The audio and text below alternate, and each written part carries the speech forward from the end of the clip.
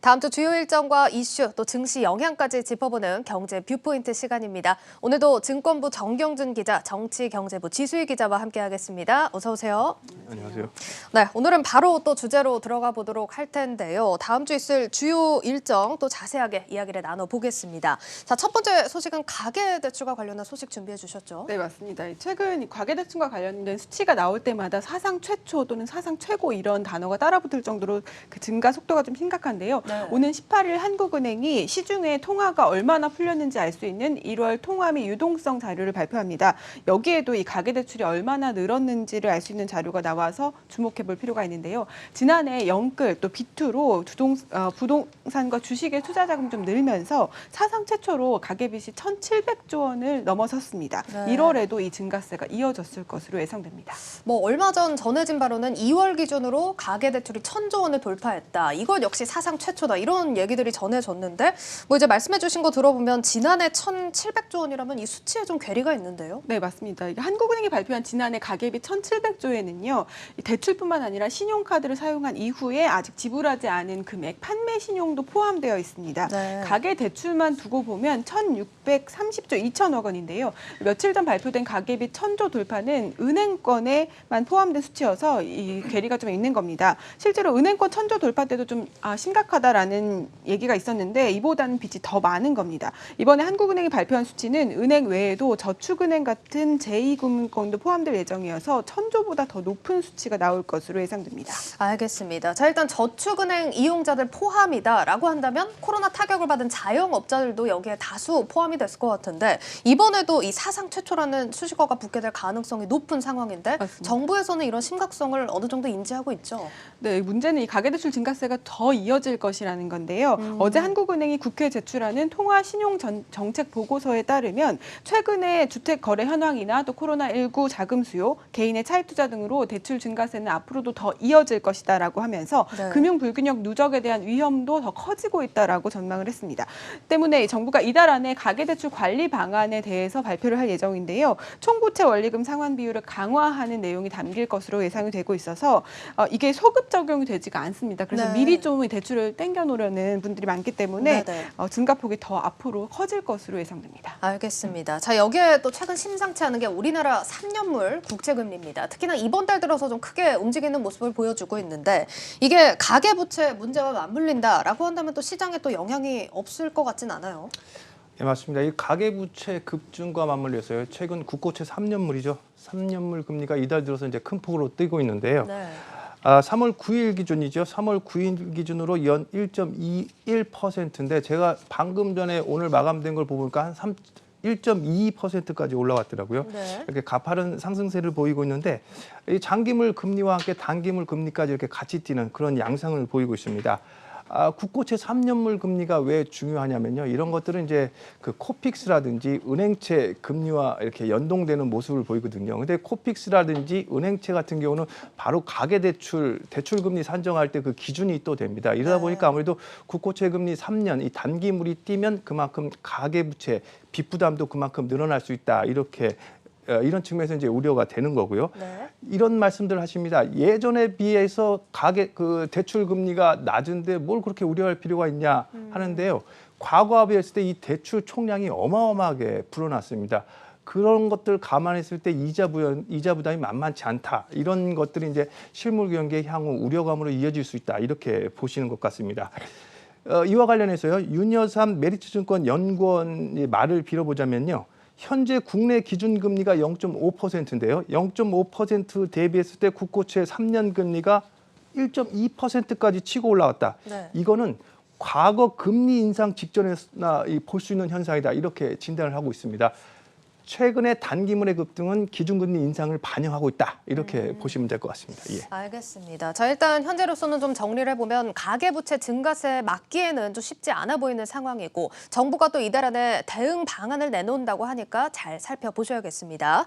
자, 그럼 두 번째 소식으로 좀 넘어가 볼 텐데 이베이 코리아 매각 이슈입니다. 네, 맞습니다. 이베이 코리아가 사실 매물로 나온 게 지난해 하반기인데요. 네. 다음 주 16일에 예비 입찰을 시작을 합니다. 이때 이베이 코리아 인수전에 참여할 기업들의 윤곽이 좀 좀 드러날 것으로 보이는데요. 이미 카카오를 비롯해서 롯데와 신세계 그리고 홈플러스 운영펀드인 MBK 파트너스 등 10여 곳이 투자 설명서를 받아간 것으로 알려지고 있습니다. 뭐 들어보면 카카오 같은 인터넷 기업도 있고 롯데나 신세계 같은 뭐 이런 유통 기업들까지 관심을 보이고 있는데 어떤 점에서 이렇게 사고 싶어 하는 걸까요? 네, 이베이 코리아는요, G마켓이나 옥션 그리고 지구 같은 그 사이트를 운영하고 있는데요. 네. 이커머스 시장 점유율이 지금 12%입니다. 네이버와 쿠팡이 이어 3위인데요. 어떤 업체라도 이 이베이 코리아를 인수할 경우에는 시장의 주요 플레이어가 될 수 있다는 관측 때문입니다. 또 이베이 코리아는 지난 16년 동안 흑자를 내온 좀 탄탄한 기업이고요. 또 코로나를 겪으면서 이커머스 시장의 전망이 좋다는 것도 매력으로 부각되고 있습니다. 그렇네요. 사실 시장 점유율 12%가 더해진다면 어떤 회사가 인수를 해도 좀 경쟁력이 생길 것 같은데 또 이번 인수에서 무엇보다 중요한 게 또 매각가일 것 같아요. 네, 맞습니다. 그 시장에서는 5조 원 안팎으로 보고 있는데요. 네. 가격에 대해서는 좀 논란이 있습니다. 그러니까 처음에 이 매물이 나왔을 때는 이렇게까지 관심이 있지 않았는데 최근에 이 쿠팡이 뉴욕 증시에 상장을 하면서 시총이 오늘 100조 원을 넘어섰지 않습니까? 그렇죠. 네, 그러면서 이제 5조 원이면 가성비가 좀 좋다라는 평가가 있기도 하고요. 하지만 이 이베이의 수익 구조의 경우에는 소비자와 사업자를 연결하고 좀 수수료를 받는 수익 구조여서 쿠팡과 단순 비교하기는 조금 애매한 부분이 있습니다. 네. 또 이미 네이버나 쿠팡 같은 큰 회사들이 1, 2위를 차지하고 있기 때문에 5조 원 너무 비싼 거 아니냐라는 평가도 나오고 있습니다. 따라서 이번 예비 입찰에서는 인수전에 참여하려는 기업끼리 이 가격을 두고 좀 눈치 싸움이 치열할 것으로 전망됩니다. 알겠습니다. 일단 이베이 코리아 매각 예비 입찰이 다음 주에 예정이 돼 있다는 점 체크를 해보셔야겠고 자, 이어서 저희가 앞서 쿠팡 얘기를 또 짧게 나눠봤는데 이번 주에는 SK 바이오사이언스도 코스피 상장을 앞두고 있습니다. 청약 증거금이 어마어마했는데 관심이 많은 사안이죠. 예, 맞습니다. 그 이베이 코리아 매각건을 조금 먼저 좀 말씀드리면요. 참 이 시기적으로 참 공교롭습니다. 쿠팡 상장과 이베이 그 매각 예비 입찰이 이제 다음 주인데 이베이 코리아의 가격이 5조 정도 지금 예상되는데 이 가격도 지금 싼 것 아니냐 이런 얘기까지 지금 나오고 있는 상황이에요. 네. 아무래도 이제 쿠팡의 효과 이렇게 보시면 될 것 같고요. 이 쿠팡의 뉴욕 증권거래소 상장이 이제 국내 이커머스 업체들의 이제 기업 가치 재평가로 이어질 거다 이런 네. 이제 관심들이 일면서요. 오늘 네이버도 이제 좀 주가가 소폭 올랐고요. 뭐 좋은 흐름들 보이고 있습니다. 특히 이제 그 경기 회복 기대가 맞물리면서요. 백화점주라든지 국내 유통주 전말도 이제 좀 온기가 흐르고 있는 그런 상황인데요. 관심해서 보시면 좋을 것 같고요. 지금 SK 바이오사이언스가 이제 다음 주 목요일 날 코스피에 상장을 합니다. 63조 원, 64조 원에 달하는 이제 청약 증거금이 몰렸는데요. 균등 배분 방식이 도입되면서 소액 투자자들도 한 주 내지 2주 받는 그런 상황이 있었는데요. 일부 증권사 같은 경우는 청약 수요가 몰리면서 이제 한 주도 못 받는 그런 네. 상황이 나왔습니다.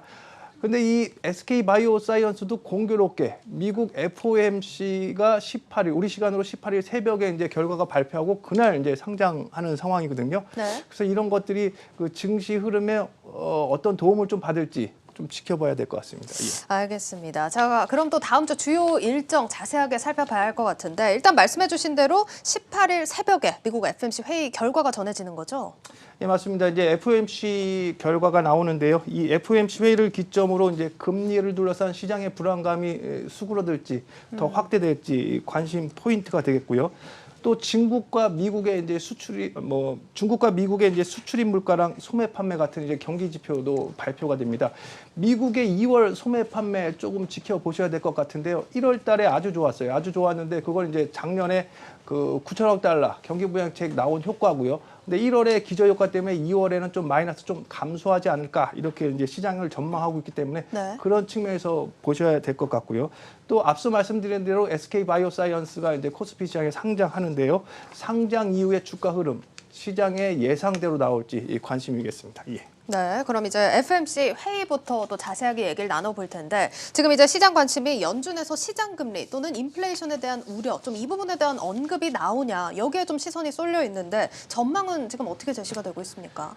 네, 맞습니다. 어제 상황과 좀 기존의 상황과 크게 달라진 면이 이제 두 가지가 있는데요. 1조 9천억 달러 미국 경기 부양책이 이제 바이든 대통령 서명하면서 당장 이번 주말부터 이제 미국 국민 1인당 1,400달러 이제 지급이 되고요. 네.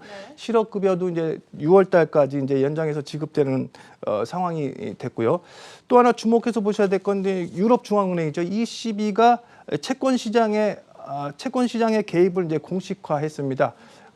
채권 매입 속도를 조금 빨리 가겠다. 결국 이제 총량에는 변화를 두지 않되 채권 매입을 이제 2분기부터 조금 많이 확대하겠다 이런 거거든요. 이게 이제 최근에 인플레이션 우려와 맞물려 가지고 이제 그 채권 뭐지 10년물 같은 이제 중장기 채권을 매입하면서 이제 채권의 이 금리를 좀 억누르겠다 뭐 이런 취지인데요.